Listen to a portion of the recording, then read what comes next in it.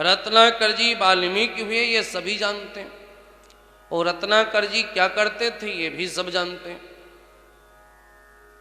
रत्नाकर जी का काम था, कोई भी आता था रास्ते में जंगल में कुल स्थान बना रखा था, उसी स्थान पर रहा करते थे और आने वाले राहगीरों को लूटा करते थे, धन चुराते थे,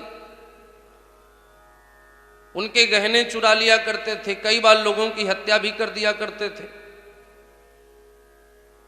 बहुत समय तक ऐसा कार्य उन्होंने किया। आप लोग जानते हैं इस कथा को। एक दिन सप्तऋषि आ रहे थे, उन्हें भी रोका, सप्तऋषियों से भी कहा कि जो कुछ लाए हो सो दे दो। तो सप्तऋषियों ने एक जवाब दिया कि जो हमारे पास है, जो हम लाए हैं वो तुम ले नहीं पाओगे, और अगर तुमने उसे ले लिया तो जो तुम हो वो तुम रह नहीं पाओगे।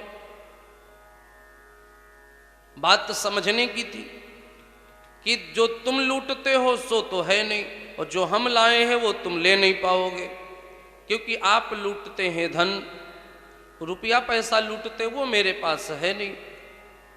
मेरे पास भगवान का भजन है, सत्संग है, वो तुम ले नहीं पाओगे, क्योंकि ये लेना थोड़ा कठिन है। हर व्यक्ति से भजन कहाँ होता है, सत्संग कहाँ हो पाता है,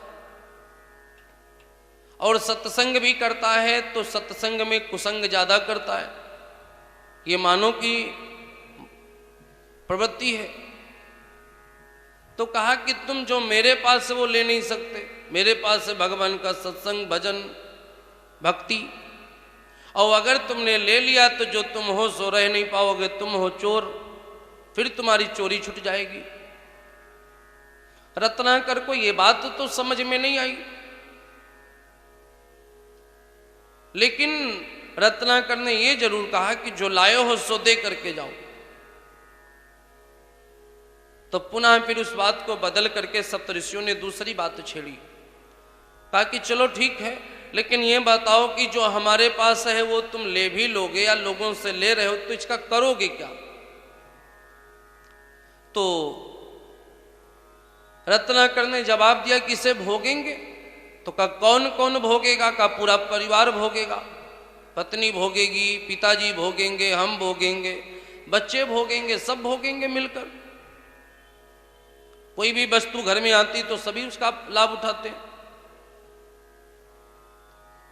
तो कहा ठीक है, सब लोग भोग करोगे, लेकिन इस भोग का भोग जब मिलेगा तो कौन कौन भोगेगा।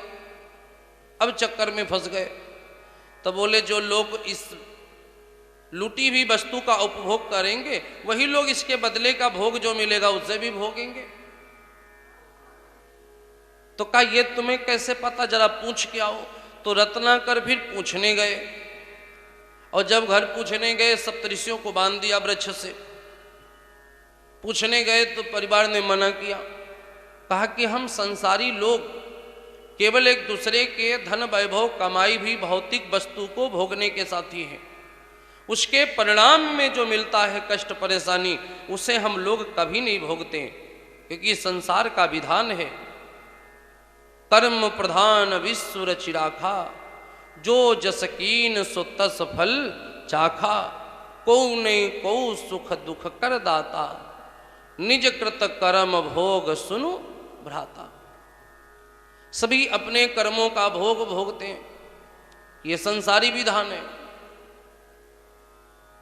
तो आप जो ये कर रहे हैं, ला रहे हैं, इसे तो हम भोगने के लिए तैयार हैं, लेकिन जो ला रहे हैं इसके बदले में जो भोग भोगना पड़ेगा उसको तो हम लोग नहीं भोग सकते। तो रत्नाकर का मन परिवर्तन हुआ कि जब तुम इसका फल नहीं भोगोगे तो जो वस्तु ला रहा हूं उसे भोगोगे, तो क्या फल हम अकेले भोगेंगे।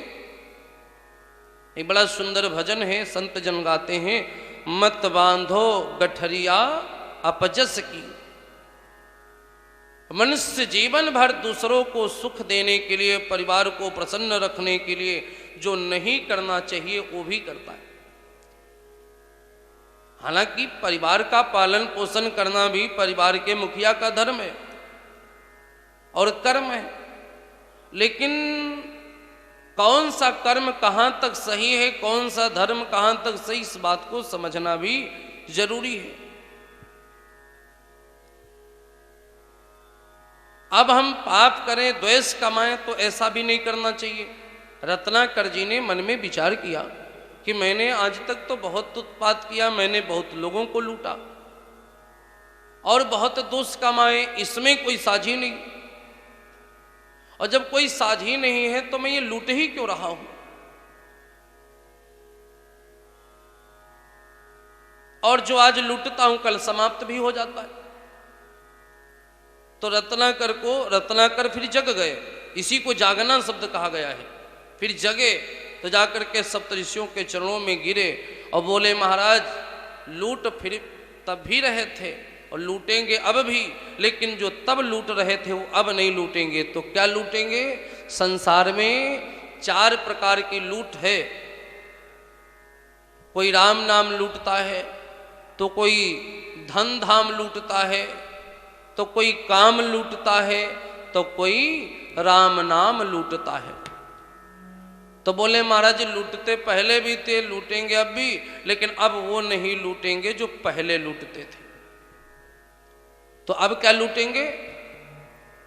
राम नाम की लूट है, लूट सको लो लूट, अंत समय पछताओगे जब प्राण जाएंगे छूट। अंत में रोना पड़ेगा। बड़ा एक निर्गुण भजन है, बड़ा प्यारा भजन है। आप लोग भी साथ में गाइए और आनंद लीजिए। कि बैठल रोवेली गुजरिया हो, चुनरिया में दाग लग गई। बैठल रोवेली गुजरिया हो, चुनरिया में दाग लग गई। बैठल रोवेली गुजरिया हो, चुनरिया में दाग लग गई।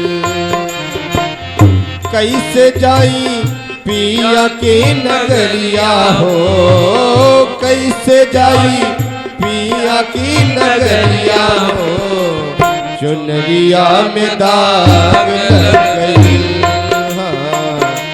बैठल रोवेली गुजरिया हो, चुनरिया में दाग लग गई। रोवेली गुजरिया हो, चुनरिया में दाग लग गई। बैठल रोवेली गुजरिया हो, चुनरिया में दाग लग गई। बड़ा सुंदर ये भाव है भजन। आगे चल के पूरा सुनाएंगे, प्रसंग सुन लीजिए पहले, फिर भजन भी सुनाएंगे। कि आदमी अंत समय में